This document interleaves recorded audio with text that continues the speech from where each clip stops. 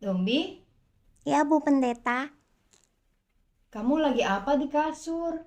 Bulak-balik sambil komat kamit. lagi melakukan firman Tuhan.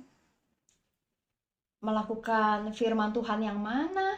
Firman Tuhan dari Mazmur 4 ayat 5. Bu Pendeta tahu isinya. Iya, ayatnya bunyi, biarlah kamu marah, tetapi jangan berbuat dosa. Berkata-katalah dalam hatimu di tempat tidurmu, tetapi tetaplah diam. Iya, betul. Dombi lagi berkata-kata dalam hati nih. Memang Dombi lagi marah.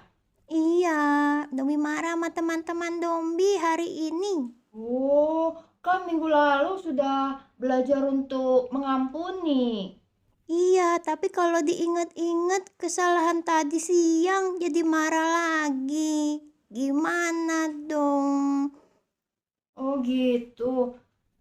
Lalu tadi Dombi komat kamit memang ngomong apa dalam hati? Dombi ngomong, aku marah. Oh, Dombi, ayat Alkitabnya memang mengatakan berkata-kata dalam hati saat kita marah. Tapi itu bukan maksudnya kita di dalam hati ngomong aku marah gitu. Tapi kita merenungkan dan membawanya di dalam doa kita kepada Tuhan tentang mengapa kita marah. Terus apa yang menjadi pikiran kita saat kita marah.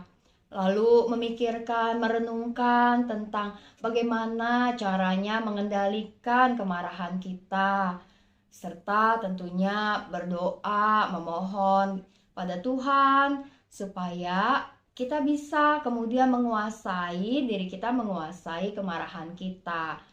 Jadi bukan berkata dalam hati aku marah. Ya kalau begitu lama-lama diri kita terus akan dikuasai oleh kemarahan. Namun kita mau mencegah diri kita untuk berbuat dosa supaya kemarahan itu tidak terus-menerus ada di dalam diri kita.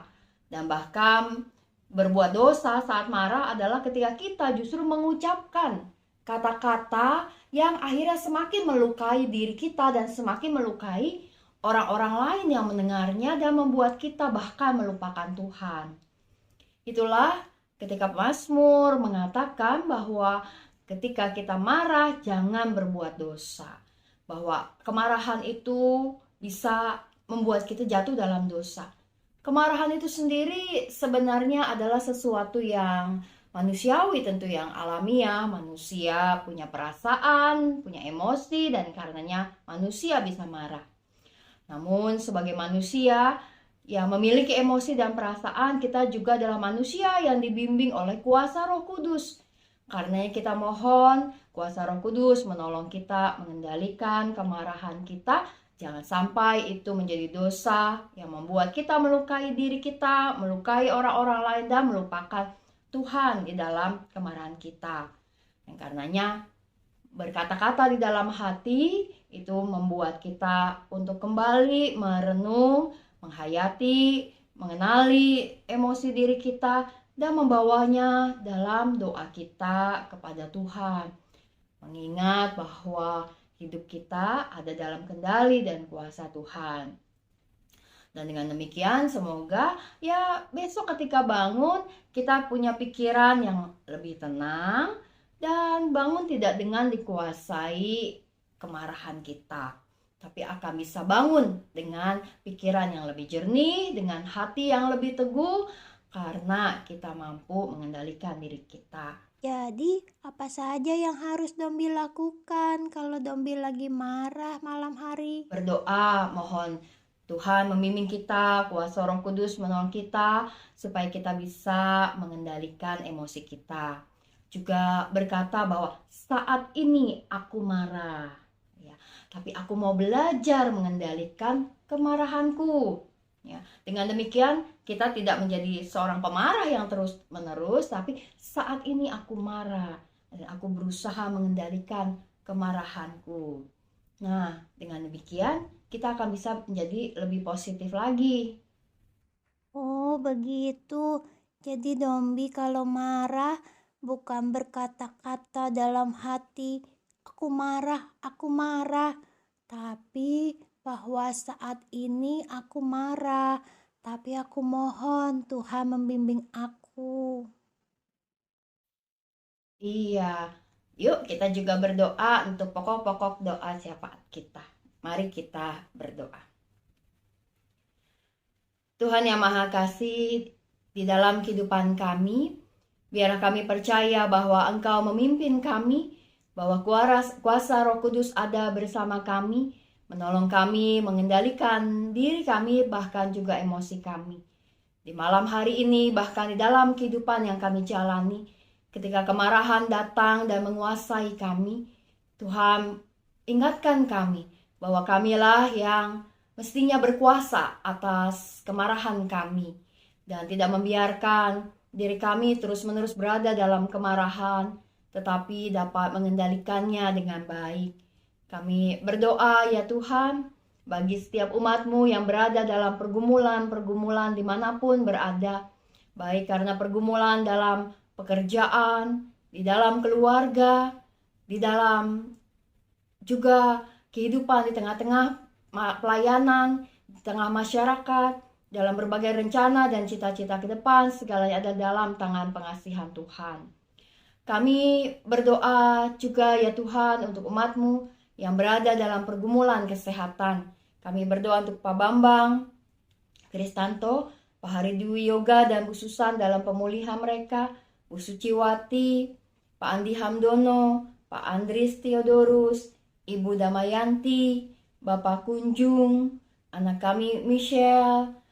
Tuhan, jamahan-Mu ada bersama dengan setiap mereka, saudara-saudari kami yang bergumul dengan kondisi kesehatan mereka. Kami berdoa juga di dalam kedukaan yang dialami oleh penatua Herina sepulang adiknya Bapak Marojohan kembali ke hadapan Tuhan. Biar kekuatan penghiburan ada bersama dengan keluarga penatua Herina. Kami berdoa juga ya Tuhan untuk rencana dari pemberkatan nikah bagi Aji Henok dengan Ivana pada tanggal 2 Desember nanti. Kiranya semua persiapan berjalan baik dan mereka memiliki kesehatan yang cukup dan ada sukacita ketika mereka siap memohon dan juga menyambut berkat Tuhan dalam pemberkatan nanti. Berkati juga kira setiap pelayan dan setiap keluarga yang akan bersama-sama datang dalam pemberkatan nikah nanti dan menaikkan doa-doa kepada Tuhan. Kami berdoa juga ya Tuhan untuk gereja-Mu di dalam berbagai persiapan menjelang Natal, kiranya bisa berjalan baik. Tuhan berkati panitia dan juga setiap pihak yang terlibat agar di Natal ini ada sukacita yang dapat dirasakan oleh umat-Mu. Kami berdoa biarlah gereja-Mu juga menjadi kesaksian dan berkat di dalam dunia ini. Kami berdoa untuk kehidupan kami sebagai bangsa dan negara. Tuhan, biarlah Engkau berkenan terus memimpin kami. Juga betapa kami rindu perdamaian di dalam dunia ini dapat menjadi semakin nyata. Dan biarlah kiranya ada banyak kebijakan terbaik bagi setiap para pemimpin negeri yang ada di dunia ini untuk mengambil langkah-langkah menuju perdamaian. Kami membawa doa kami ya Tuhan ke hadapan hadirat-Mu. Kami percaya Engkau mendengar. Dalam nama Tuhan Yesus kami berdoa. Amin. Selamat beristirahat Ibu Bapak, saudara-saudari, dan juga selamat tidur Dombi dengan emosi yang tenang dan besok pagi bangun dengan kekuatan dan kesegaran yang baru. Salam 3S, sehat, semangat, dan sukacita. Tuhan memberkati.